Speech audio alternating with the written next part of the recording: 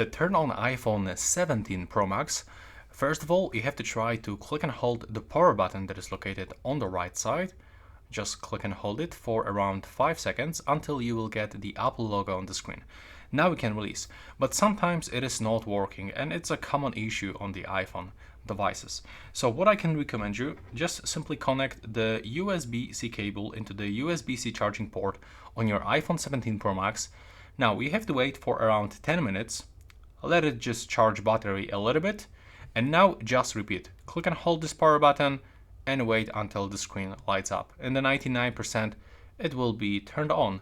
But if it is still not working, then probably something is wrong with a battery or a motherboard. So we have to send this device for warranty, and they will probably replace some parts inside your iPhone.